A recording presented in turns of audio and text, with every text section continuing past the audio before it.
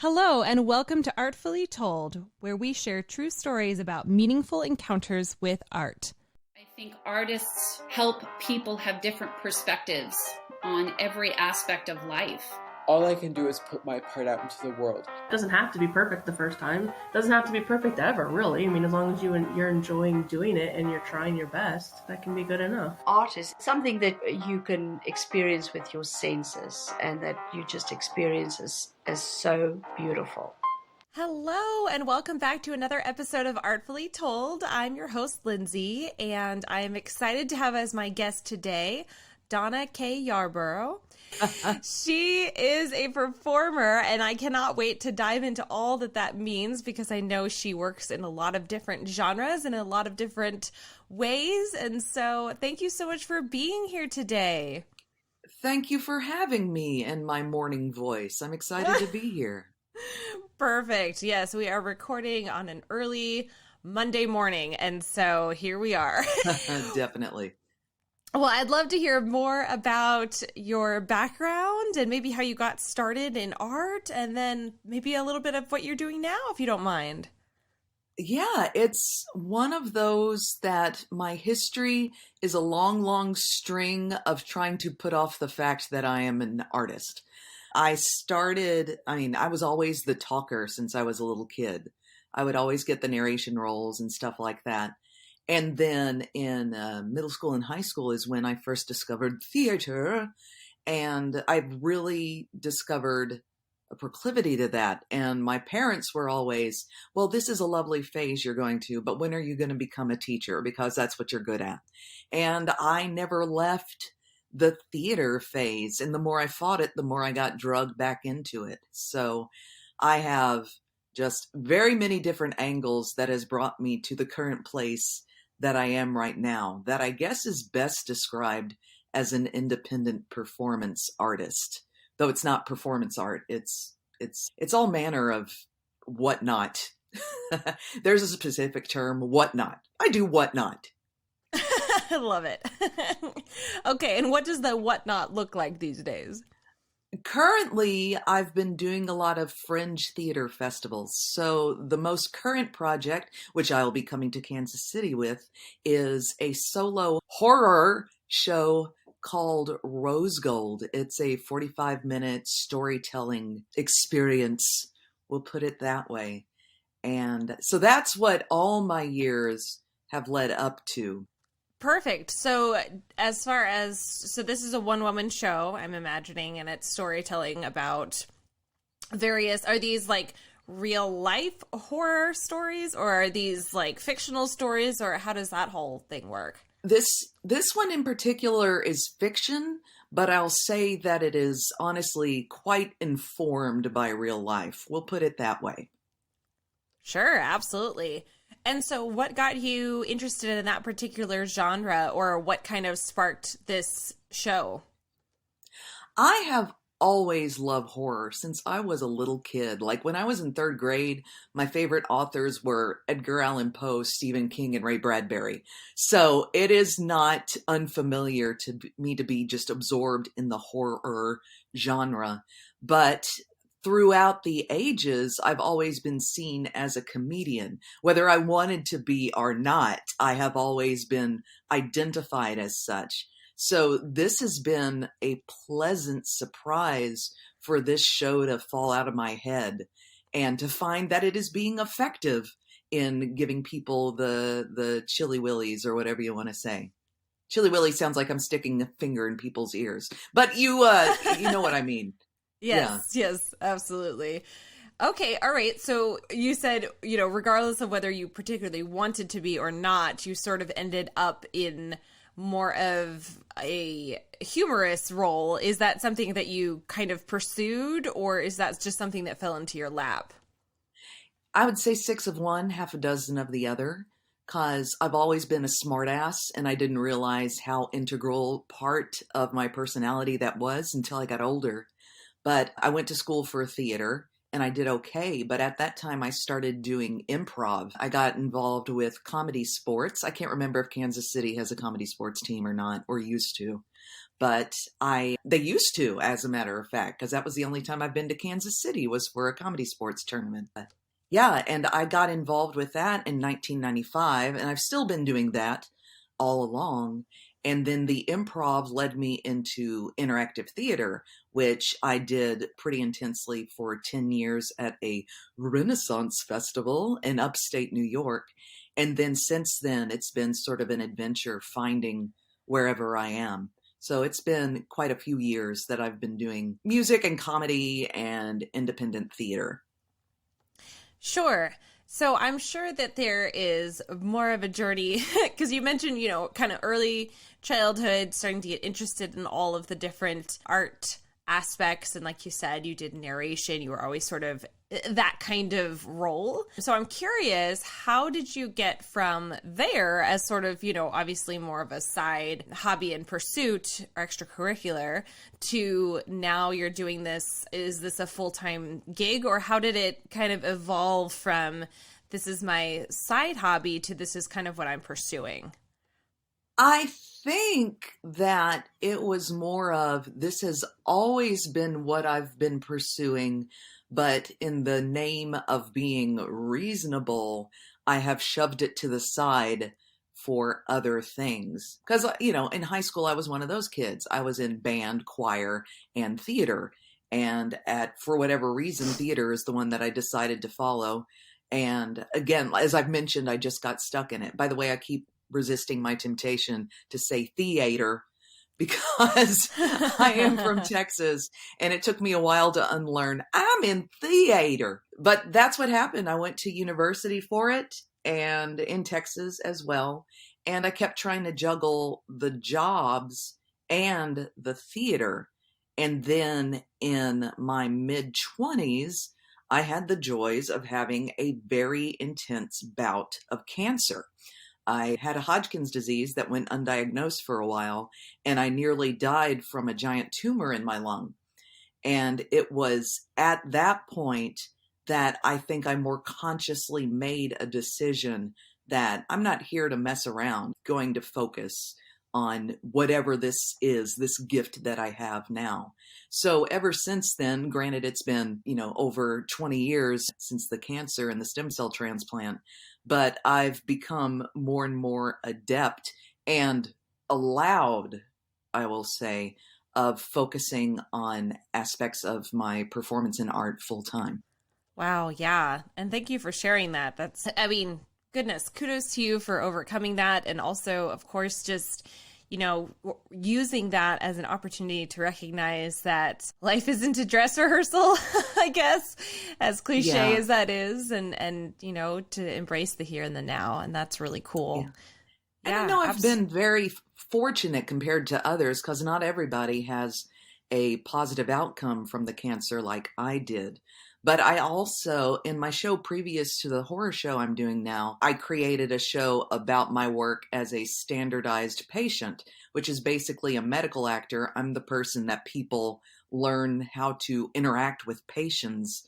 So that's part of my creative work as well, and I love it. But because of my background with the healthcare system, I worked into that humorous show a very strong call for universal health care in this country. And when I went to Canada with this show, they were like, well, we know healthcare is bad in the United States, but a lot of them didn't understand to what degree it is leaving people in a wake of destruction in this country. So I was able to use that personal experience to inform that piece and make it a conversation starter and informational for people. Well, that's really cool. So does your work that you write and whatever, does that normally have sort of an underlying call to action, or does it depend on the work itself? I have discovered that I do tend to put in a call to action. It's just how I'm built. I figure if I'm going to make this piece of entertainment, I should bring a bit of awareness and discussion into it. So with previous acts I've done, I used to be part of a comedy duo and my former show partner, Sadie Bowman, who's doing fantastic work touring with doing math theaters, the name of their group. They're doing informative theater for schools, STEM-based. She and I would create work that, even though it was comedy, it definitely had sort of a feminist awareness angle to it. And since then, I've just always thought that if I'm going to create this thing, let's make it deeper than just being frivolous. Entertainment's fine. I have no problem with something being created just for the sake of entertaining. But if you can lace it with a little bit of delicious awareness, you might as well use that opportunity. Yeah, absolutely. So what does your creative writing process look like? Like, do you have the inspiration first and then just dive right into the writing process, or how does that work for you? It is one that has changed over the years. And what it used to be, and granted, now this part of me, aside from the cancer, a lot of this that has influenced me lately has been sort of coming to terms with my depression and my family inheritance of mental illness. That in the early days, I used to be able to just sit down and go, I want to write this. And it would all just fall right out of my face, just there onto the page without even thinking twice. And then in the past decade or so, that had become more and more difficult, where I would set a goal and trying to get it out of me I was wrestling with demons. That everything was trying to hold me in place and keep me from moving forward. So I was very dependent on other people to help me with the material, or I would just throw it to the realm of improv. I deliberately make it improv because one of the joys of being a trained improviser is, yes, you are comfortable making up stuff on the fly, but the downside is you have a tendency to go, oh, I'll just make that up. I'll just figure out something when that happens. So for the past few years, it's been very much like that. And then in the past year, trying to understand my brain again, the new version of my brain, I think I've returned back to I can sit down and address something and it'll come to me. Sure. Yeah, absolutely. And so what are you most excited about with this new production that you're working on? Are you going to be producing it for a bunch of different Fringe festivals, or what's your goal with it? That is my hope. I'm in several this year virtually, which, as terrible as the virtual landscape and the pandemic has been for artists overall, I do love that as far as Fringe festivals are concerned, the virtual Fringe festival has made it much more affordable for people like me who don't necessarily have a trust fund and a stockpile of cash. So I've been able to do this virtually, which this show, when it started, was meant to be in person. And then with the pandemic, I had an opportunity to do it in September, and it perfectly morphed for the virtual presentation, for Zoom presentation. But I will be later this year in a festival that is yet to be disclosed. I can't officially say which one yet, but I will be doing it in person. And I am very excited about that form of it as well. Yeah, that is so exciting. I cannot wait to get back to in-person performing because there's just nothing quite like it. It's true. I like the virtual, but the energy, it's like learning in a classroom. The collective energy of people being there together in a point of focus and unity is definitely one of the most important aspects of live performance, in my opinion. Yeah, absolutely. That sharing of energy, even within the audience itself, just sitting next to other people who are as excited as you are to be there is cool too. So for sure. Yeah, it definitely reminds us that we are a community. Exactly. Yeah, the camaraderie sort of the arts is really special. So oh, very cool. Okay, so then obviously you've got, your work cut out for you this year. Do you have other exciting things in the works as well for the future? For the future, well, as things open up, I'm looking forward to getting back into improv. So that's something that's been sitting on the back burner and I have missed horribly. I do enjoy, and the form that I do with Comedy Sports, another shout out for Comedy Sports, is that it is a format that is engendered to be friendly for all ages. I absolutely adore having an opportunity to do all ages shows that are very, very inclusive. So I'm looking forward to getting back to that. That'll be nice. And I'm also just looking forward to figuring out if maybe this is my new thing, is to create more horror. Sure, yeah. And then, so I'm curious if, if there's somebody out there who's kind of interested in doing what you do, what kinds of advice would you have for somebody who might just be thinking of doing something like that or taking that leap of faith to get started? What would you say to somebody like that? I would say, first of all, is run with your idea. If you have an idea, whether it be, I would like to do something like this, or I have an idea of this that might do this, let that fall out of your head in whatever form it's going to be in. And then specifically for these independent shows, I did not come into awareness of the Fringe Festival world until I was into my 40s. So I've been doing this for a few years, but compared to other people, I'm still rather new at that scene. And I will say my first Fringe Festival that I went to, I found very inspiring because I had grown weary of the concept of live theater. It seemed to be very much, or even over the first few years, completely respecting the level of skill that is needed for live theater. In smaller arenas, it felt like it had gotten pretty hackneyed and they had to focus on what is going to be the money builder as opposed to what is exciting and engaging. And going to a Fringe Theater Festival made me realize that there were so many more options for what is considered live performance and live theater. So I would encourage anybody that is anywhere close to a Fringe Festival to go to that and just see how many options there are out there and what each different flavor of performance does for people. I found that very, very inspiring. And then I would say find the middle ground in that. Figure out if you can start with something formed like that, use that inspiration of structure to create something on your own. The truth is that as a creative, you're going to make a lot of little babies that may never get to go out into the world and see the light of day. So you just got to keep making those creative babies.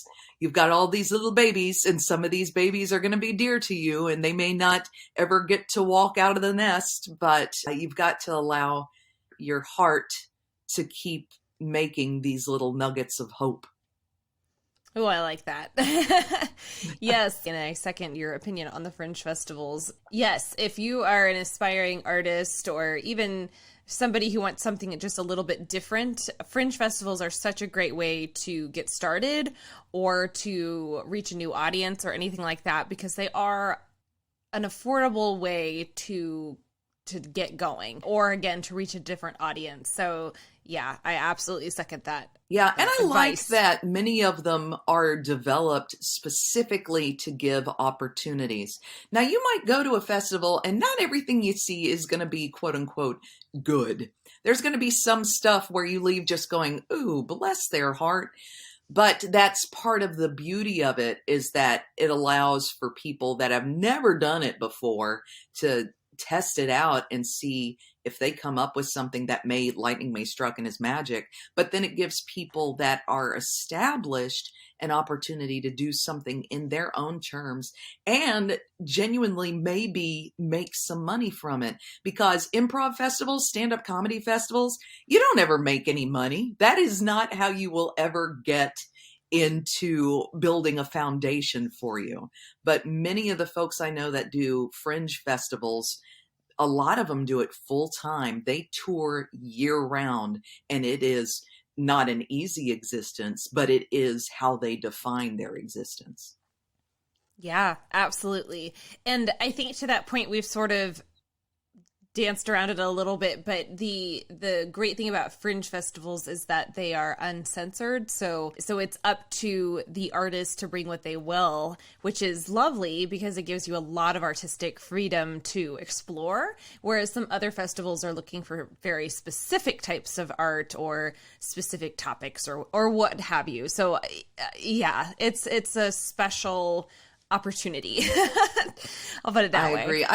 I wish I had discovered it many years earlier. I will say that since I found the Renaissance Festival circuit before this, there is a lot of camaraderie and spirit that overlaps with the two. Some of the folks that I know from the Fringe Festival circuit, I actually met doing Renaissance festivals, because it's a very similar feeling of people get together in different locations. You have locals creating their version of art. You have non-locals that tour across the country doing these bite-sized shows.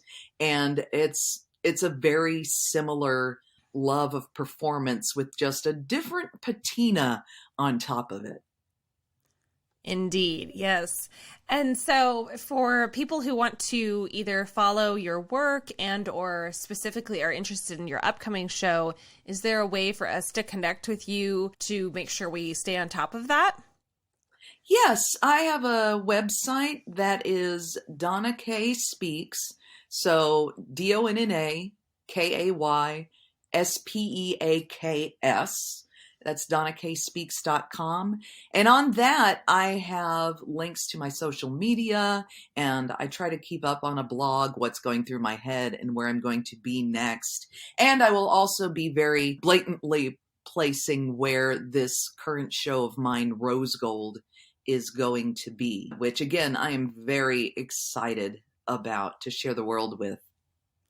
Yeah, and what's so great too about the fact that these Fringe festivals are virtual is that you can literally be anywhere in the country and still follow, you know, what you're doing and make sure that you see these cool productions online. So that is I have to say that is kind of the magic of this format, I think. It's true. I made my debut in the UK with having never been there. That's what I did a festival in January. That was an open call out of Edinburgh.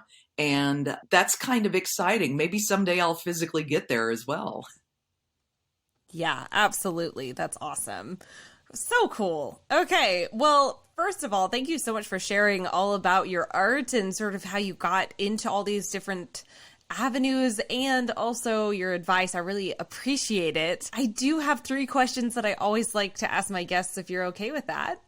Yes. Okay. So first of all, how do you personally define art, or what is art to you? I think the best definition I have for it is connection. Like I mentioned earlier, that moment of unity is what makes live performance so much fun. I think any sort of art, you thrive for that point that the person who creates meets with the person who observes, and they share an awareness of some sort of information or perspective. You'll see a lot of people that say, I do my art for my sake, and I don't care what other people think. And quite honestly, I feel like that's a very selfish approach to art.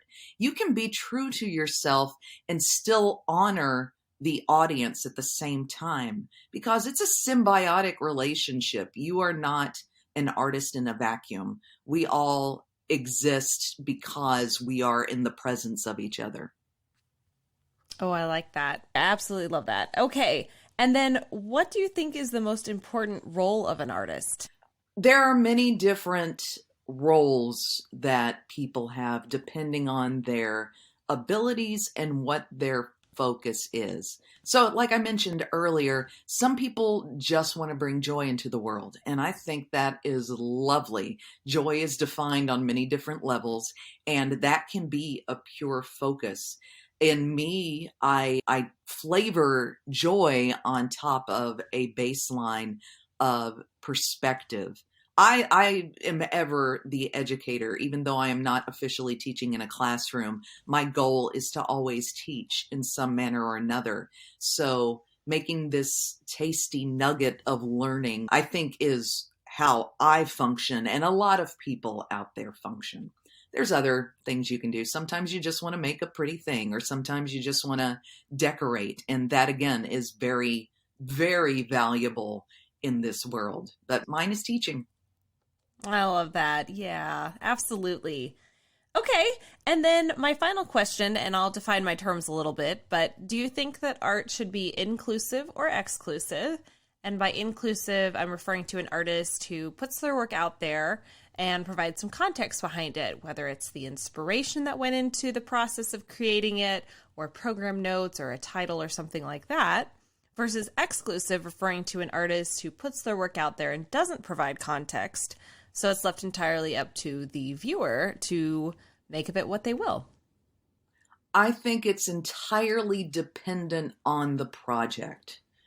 Because if you are creating a piece that you want folks to know everything that led up to this point, because that is part of the awareness and presentation, by all means, bring people into your process. People are necessary for your process. So let them have as much access to yourself as you are comfortable to them having. That being said, some shows you don't want spoilers.